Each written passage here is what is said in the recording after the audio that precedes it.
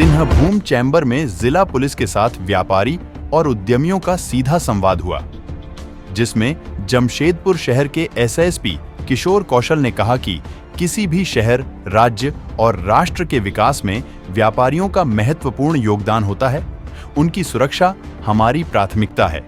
वहीं अतिक्रमण और यातायात व्यवस्था पर उन्होंने कहा कि इसे सुदृढ़ बनाने का पूरा प्रयास रहेगा। प्रमुख रूप से शहर की विधि व्यवस्था, यातायात व्यवस्था, बाजारों, प्रमुख चौक चौराहों पर सुरक्षा एवं जाम से संबंधित विषयों को चैम्बर ने उपस्थित पुलिस अधिकारियों को अवगत कराया। अपराध और अपराधियों को लेकर एसएसपी किशोर कौशल ने बहुत कुछ कहा। आइए जानते हैं उन्होंने क्या कहा। उस समय भी ग्रह नक्षत्र शायद नहीं मैच किया। फिर उन्होंने कहा कि मंगलवार को करना है। हमने कहा कि इस बार तो पक्का ही करेंगे, चाहे जो भी हो जाए, बट इस बार करना है। और एक सुखद संयोग है कि हम सब मिल पा रहे हैं। थोड़ा विलम्ब जरूर हुआ, क्योंकि अमूमन मैं जहां भी मैं रहा हूं, जो भी 2-4 जगहों पर मुझे काम करने का मौका मिला है, उन जगहों पर चैम्बर के साथ बहुत जल्दी ही हम लोगों ने कोऑर्डिनेशन बनाने की कोशिश की और बहुत बेहतर कोऑर्डिनेशन हर जगह पर रहा। जैसा शुरुआत में ही जो आपके एंकर है उन्होंने कहा कि व्यापार वाणिज्य की बात करें, उद्योग की बात करें, तो किसी भी समाज के लिए, किसी भी राज्य के लिए इसका अग्रतर बढ़ना उतना ही आवश्यक है जितना कि किसी भी अन्य क्षेत्र में हम अपेक्षा करते हैं। और व्यापार और वाणिज्य की उन्नति की बात करें तो वो जो सबसे ज्यादा जिस चीज से जुड़ता है वो है लॉ एंड ऑर्डर, विधि व्यवस्था। पूरी दुनिया में, खासतौर पर अगर भारत की बात करें, बिहार, झारखंड, उत्तर प्रदेश जैसे राज्यों की बात करें, जहां पर लॉ एंड ऑर्डर और क्राइम जो है वो कहीं ना कहीं चीजों को हिंडर करने की हमेशा एक कोशिश करता है, और वहां पर पुलिस की हमेशा ये कोशिश रहती है, और यही एक जुआ बिल्ली का खेल भी है कि हम लोग किस तरीके से उसको बिल्कुल नियंत्रण में रखें, शून्य स्तर पर रखने की पूरी कोशिश कर रहती है हम लोगों की, जिससे कि आप लोगों को किसी प्रकार की कठिनाई का सामना ना करना पड़े। और इसके लिए लगातार इनिशिएटिव्स भी हम लोग लेते हैं। हमारे आने के बाद भी, इसके पहले भी बहुत अच्छे प्रयास हो रहे थे। हमारे आने के बाद भी जो कुछ हो सकता था, मैं आप लोगों को बताना भी चाहूंगा कि हम लोगों ने कई सारे इनिशिएटिव्स हाल फिलहाल के समय में लिए हैं जो विजिबल भी हैं, आप लोगों को दिख भी रहे हैं। बहुत सारी प्रॉब्लम्स भी बताई गई मुनका जी के द्वारा। आप सब भी संभवतः इंटरैक्टिव सेशंस के दौरान कुछ चीजों को निश्चित तौर पर रखेंगे जिसको हम लोग नोट कर रहे हैं। और ये सही बात है कि जब भी इतना बड़ा सिस्टम काम करता है तो फ्लॉलेस नहीं हो सकता, उसमें कुछ कमियां हमेशा रहती हैं। और इस प्रकार के संवाद करने का उद्देश्य भी यही है कि उन कमियों को हम कितनी जल्दी पाट पाएं। संसाधन सीमित हैं, ये आप सबको ज्ञात है। भारत में जब भी हम किसी समस्या की बात करते हैं, रिसोर्सेज की कमी हमेशा रहती है, चाहे वो मैन पावर की हो, चाहे लॉजिस्टिक्स का इशू हो। लेकिन हमें इसी में अव्यवस्था में भी व्यवस्था को बनाए रखना है, उसको ऑर्गेनाइज करते रहना है। खास तौर पे जब भी हम पार्किंग की बात करते हैं, ट्रैफिक की बात करते हैं, इसमें कोई शक नहीं है कि बड़े बड़े शहरों की जब हम लोग बात करते हैं, उसके बहुत ज्यादा भीड़ भाड़ वाले जगहों की बात करते हैं, वो चाहे चांदनी चौक हो, चाहे साक्षी बाजार हो, चाहे खैरालाल चौक हो, चाहे आप मुंबई चले जाइए, वहां के बीजीएस रोड्स पे चले जाइए, अव्यवस्था तो होनी है। क्योंकि लोड जो है रिसोर्सेस का, गाड़ियां हर साल जिस तादाद में जुड़ रही हैं सड़कों पे, आबादी जिस तादाद में बढ़ रही है, ग्रोथ का रेट हमारा स्लो हो रहा है, लेकिन जिस लेवल ऑफ पॉपुलेशन पे हम लोग हैं उसमें उतनी ग्रोथ भी, इतनी बड़ी संख्या हर साल या हर दिन इनफैक्ट ऐड हो रहा है कि वो रिसोर्स का प्रेशर, मतलब वो जो दबाव है जनसंख्या का और गाड़ियों का, वो सड़कों पर बहुत ज्यादा है। और यही कारण है कि चुनौती भी लगातार हम लोग के लिए बढ़ती जाती है। लेकिन हम लोग का उद्देश्य यही है कि जो रिसोर्सेस हमारे पास अवेलेबल है उससे हम लोग जो भी 5%, 10%, 15%, हम अपने ट्रैफिक के ऑफिसर्स को भी हमेशा यही कहते हैं, हमारा काम इतना होना चाहिए कि अगर हम उसमें 10% भी सुधार कर सकें, 20% भी सुधार कर सकें, और मुझे पूरा विश्वास है कि वो किया जा सकता है। जैसा अभी अध्यक्ष महोदय से बात भी हो रही थी, उन्होंने कहा कि सर हर जगह इंक्रोचमेंट इतना बढ़ गया है, पिछले 1.5-2 साल में खास तौर पर लगातार ही होता रहा है, लेकिन पिछले कुछ समय में कुछ ज्यादा ही हम लोग देख रहे हैं कि हुआ है। अब ये इंक्रोचमेंट एक ऐसी समस्या है जिसको आगे तो नहीं होने देने की जरूरत है, पीछे भी जो हो रहा है उसको भी धीरे धीरे हम लोगों को कंट्रोल करने की जरूरत है। चैम्बर का भी रोल है, लेकिन एडमिनिस्ट्रेशन को भी, जो बाकी जो नोटिफाइड एरिया कमिटीज हैं, उनका बहुत रोल है। तो मुझे लगता है कि एक बार डेफिनेटली हम भी प्रशासनिक पदाधिकारियों से बात करेंगे और इस लेवल में कोऑर्डिनेशन मीटिंग निश्चित तौर पर करने की आवश्यकता है, जिसमें आप भी रहें, आपकी कमिटीज के भी लोग रहें, रिटेल कमेटी के लोग भी रहें, और किस तरीके से उसमें बढ़ा जा सकता है, क्योंकि ये एक ऐसा इशू है कि बड़ा सेंसिटिव है। क्योंकि एक बार जो व्यक्ति रेडी लगाना शुरू कर दिया, ठेला लगाना शुरू कर दिया, तो एक दृष्टिकोण तो निश्चित तौर पर आपका है जो बिल्कुल सही भी लगता है कि जो आदमी दशकों से या मान लीजिए एक आधा सदी से भी हो सकता है कोई वहां व्यापार कर रहा है और सडनली कोई 5 साल 7 साल से आता है और उस जगह पर आकर के उसके पूरे सामने वाले एरिया को घेर देता है। लेकिन दूसरा एक पक्ष ये भी है कि जो 5 साल 10 साल 15 साल से काम कर रहा है उसकी आजीविका का एकमात्र स्रोत वही है। और तो पॉपुलिस्ट होने के चक्कर में कई बार उनको प्रोटेक्शन भी मिलती है कई जगहों से। तो उस पर मुझे लगता है कि एक बार हम लोगों को गंभीरता से विचार करने की जरूरत है। हम लोगों ने कई बार विजय जी और हमारी इस मुद्दे पर बात हुई है और निश्चित तौर पर अब चूंकि पर्व त्योहारों का भी समय बीत चुका है तो हम लोग इस पर मेथोडिकली आगे बढ़ करके जितने बाकी स्टेक होल्डर्स हैं उनके साथ बैठकें करके हम लोग आगे बढ़ने की कोशिश करेंगे। क्योंकि हम सब जानते हैं, आप लोगों ने देखा है यहाँ पर ऐसे अधिकारी हुए हैं, ऐसा पूरे हिंदुस्तान में अगर बात करें तो शायद ही ऐसा कोई जिला होगा, एक आधा ही जिला कोई होगा तो होगा, जहाँ के डीसी के नाम पे, कलेक्टर के नाम पे बाजार का भी नाम हो। वो जमशेदपुर की खासियत है कि कितना प्यार आप लोगों ने अधिकारियों को दिया है कि 2 मार्केट उसी नाम से आज भी चलते हैं। डीसी साहब की वाइफ के भी नाम पे मार्केट है। हालांकि आज के समय में सोशल मीडिया के जमाने में ही संभव नहीं होने दिया जाएगा, बट ये मतलब ये एक लेगेसी को शो करता है, एक रिस्पेक्ट को शो करता है जो उन्होंने किया है यहाँ के लिए। तो निश्चित तौर पर हम लोग भी प्रयास करेंगे कि उस दिशा में हम लोग काम करें। एक लार्ज इशू, बड़ा लार्जर इशू है जिसको हम लोग एड्रेस करने की कोशिश करेंगे। दूसरा एक पार्किंग और जो ट्रैफिक की समस्या को लेकर बताया गया है, 2-3 पॉइंट्स जिसके ऊपर कहा गया है जुगसलाई और आपका मानगो और बिष्टुपुर के बारे में। तो उन 3 जगहों के बारे में पहले भी बात हुई है। हम लोग की कोशिश यही रहेगी आने वाले समय में और बहुत जल्दी करेंगे हम लोग कि जो भी चेकिंग्स वगैरह हो, देखिए एक तो नजरिया ये भी है कि चेकिंग्स को कई बार, इससे कोई इनकार नहीं है कि चेकिंग के दौरान हो सकता है कि कुछ ऐसी चीजें भी होती हों जो कि अपेक्षित नहीं है और जिसको ठीक करना हमारा ही काम है, हम ही लोगों का काम है। उसको निश्चित तौर पर हम लोग मॉनिटर भी करेंगे और जो अगर कोई दोषी व्यक्ति है तो कार्रवाई भी करेंगे। But at the same time इस बात को भी समझने की आवश्यकता है कि चेकिंग और इन्फोर्समेंट ये बेसिकली ट्रैफिक का एक महत्वपूर्ण कार्य भी है। मतलब जो ट्रैफिक नियमों के इन्फोर्समेंट की बात करें उसमें चेकिंग का बहुत अहम रोल है। लेकिन होता क्या है कि जो सामान्य व्यक्ति के दृष्टिकोण से अगर देखा जाए, बिल्कुल लेमन्स पर्सपेक्टिव से अगर आप देखिएगा, तो उनको लगता है कि कहीं ना कहीं ये हमारी लिबर्टी, हमारी मूवमेंट को अनावश्यक रूप से रिस्ट्रिक्ट कर रहा है।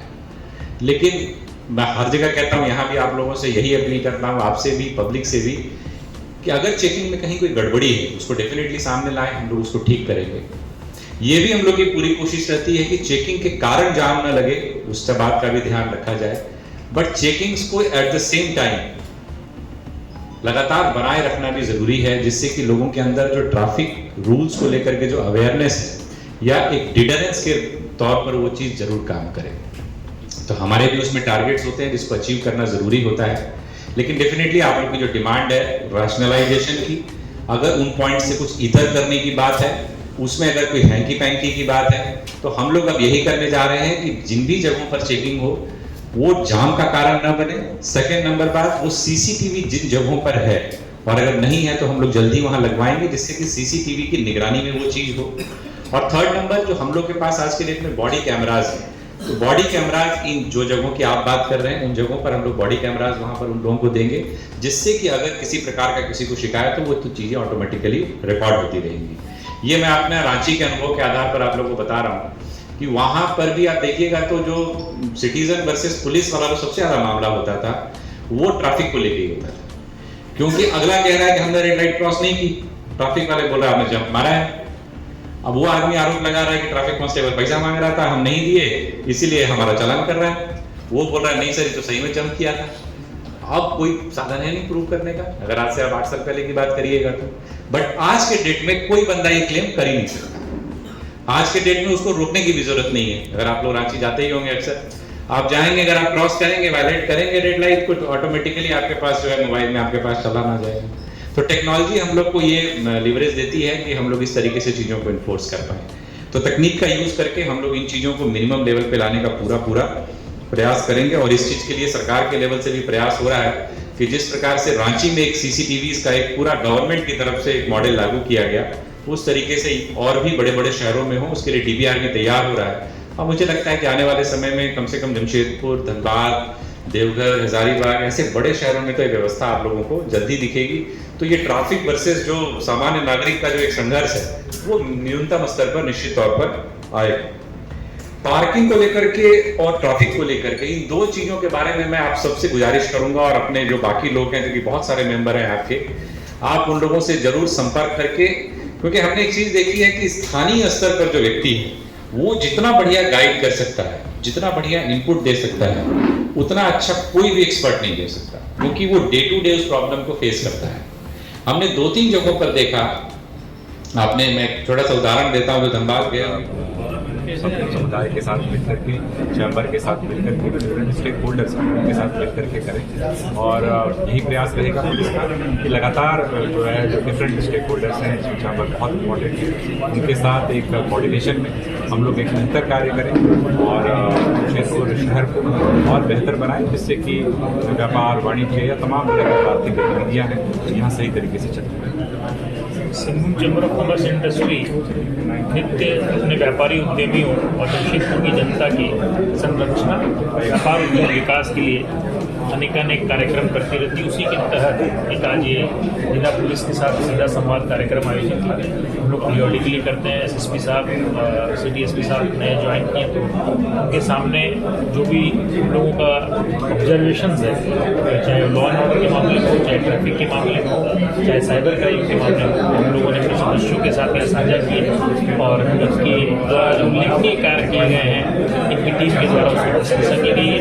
और हम लोगों को इस बात पर प्रसन्नता है कि हम लोगों के सभी पॉइंट्स को इसके साथ उनकी टीम ने गंभीरतापूर्वक लिया है और हमें उम्मीद है कि हम लोग कलेक्टिवली आने वाले दिनों में मिलकर के जमशेदपुर को और बेहतर जमशेदपुर बनाने में अपना योगदान दे सकें। एक समस्या है कि जब वो होर्डिंग्स रेंट लेकर के, चाहे MNSE का हो चाहे JNSE का हो, उन सबों से होर्डिंग लेते हैं, परंतु पर्व त्यौहार, दिवाली, दुर्गा पूजा, न्यू ईयर, जब उनका पिक सीजन रहता है तो विभिन्न राजनीतिक पार्टियों द्वारा वहां पर कुछ दिनों पहले पुलिस विभाग द्वारा जितने 2 व्हीलर्स स्पेयर पार्ट्स वाले हैं उनको एक नोटिस जारी किया गया था कि आपको प्रेशर हॉर्न वगैरह नहीं बेचना है। वो लोग भी हम लोगों के सामने आए थे। मैंने DSP साहब से बात की थी, CDSP साहब से भी बात की थी और उनकी एक मीटिंग चैम्बर भवन में करने के बाद किया था। हम लोग चाहते हैं कि हम कानून का अनुपालन करें, परंतु क्या क्या चीज उसमें आता है इसका क्लैरिफिकेशन हो जाए तो ज्यादा सुविधा रहेगा। दूसरी बात कि ये लोग तो बेचना बंद कर देंगे, परंतु जो ऑनलाइन से आएगा और जो लोग लगाएंगे वो क्या होगा, उसको ऑनलाइन से जो आएगा वो कैसे रुकेगा। तो कहीं ना कहीं व्यापारी के मन में आता है, जब भाई वो ऑनलाइन से मंगा के बेच रहा है तो कहीं हम ही घर से निकाल करके उसको दे दें। तो इसका क्या कैसे इसका सरल उपाय हो सके कि पर्पस भी सॉल्व हो जाए और काम भी हो जाए, आपके कानून का अनुपालन भी हम लोग कर सके और हमारा व्यापार का क्षति भी नहीं हो। थानों की व्यवस्था पहले से अच्छी हुई है, परंतु ये दिल मांगे मोर की तर्ज पर थानों में व्यवस्था और अच्छी होने की उम्मीद करते हैं हम लोग। आज भी सामान्य लोग स्वतः थाना जाने से हम चाहते हैं कि जो काम की भूमिका रहती है, लेकिन हम चाहते हैं कि हमारी नेतागिरी उसमें नहीं हो, हम लोग फोकस दूसरे तरफ करें। मैं अपने नुकसान की बात कर रहा हूं, लेकिन हम चाहते हैं कि व्यवस्था ऐसी सुदृढ़ बने कि लोगों का काम स्वतः हो। चोरी की घटनाओं में थोड़ा इजाफा हुआ है कि घर कोई बंद करके सचिव trade and commerce Shri Bharat मकानी जी से आग्रह कि वे आए और एक रेणु गुप्ता जी इन सब बातों के साथ पुनः से बात करें और कम से कम वहां पर 100 दुकानें ऐसी जो 100 कम रेसिडेंस है सभी व्यापारियों के लिए, क्योंकि रिटेल मार्केट के चाहे वो कपड़ा हो, चाहे जूता हो, चाहे मोबाइल हो, चाहे होम अप्लायंसेस हो, व्यापार में नहीं आ रहा है। हम लोग जो बोलते हैं कि हम 100 साल से व्यापार करते हैं, ये कितने सालों तक बोल पाएंगे, ये हम लोगों के सामने एक प्रश्न चिन्ह। ऊपर से इन चुनौतियों से निपटना आपका स्तर इसमें विशेष रूप से ध्यान आकर्षित करना चाहते हैं। और मेरी आपसे बात भी हुई है और आपके कुशल नेतृत्व में साक्षी बाजार की ये समस्या सॉल्व होगी, ऐसा हम लोगों का मानना है। मैं आपको इसकी पृष्ठभूमि में बता दूं कि ये संजय मार्केट और सालनी मार्केट इन लोगों को दुकान अलॉट कर, व्यवसायी उद्यमियों का सबसे बड़ा संगठन है, झारखंड का सबसे पुराना चैम्बर ऑफ कॉमर्स है, अविभाजित बिहार का दूसरा सबसे बड़ा चैम्बर ऑफ कॉमर्स है और हमारे यहाँ 1987 मेंबर्स हैं, 1987। बहुत बार ऐसा लगता है क्या कानून सिर्फ कानून मानने वाले के लिए है? व्यापारी को कुछ लोग सबसे कमजोर कड़ी समझते हैं। व्यापारियों को उस वक्त तकलीफ होती है। व्यापारी समाज वो समाज है जो GST, income tax, PF, ESI, labour licence, विभिन्न तरह के कर उपकर सरकार को देता है। जब कोविड में पूरा लॉकडाउन हुआ, व्यापारी समाज के लोग घर से निकल करके शहर के विभिन्न क्षेत्रों में, सुदूर क्षेत्रों में जो दैनिक मजदूर हैं और जो लोग हैं, उनको खाना अपने घरों से बना करके लेके जाते थे। तो 50% समस्याएं रोगी की डॉक्टर के बातचीत के तरीके से खत्म हो जाता है। मैं आपके सभी प्रोसीजर्स के सम्मान को बरकरार तुरंत एक्शन लेते हैं। वर्तमान परिप्रेक्ष्य में जमशेदपुर की बात करें तो ट्रैफिक सबसे बड़ी चुनौती हो गई है। जिस तरह से गाड़ियों की संख्या बढ़ी है, शहर का इंफ्रास्ट्रक्चर डेवलप नहीं हुआ, रोड का चौड़ीकरण उस हिसाब से नहीं हुआ, परंतु ट्रैफिक की समस्या दिन प्रतिदिन बढ़ती जा रही है।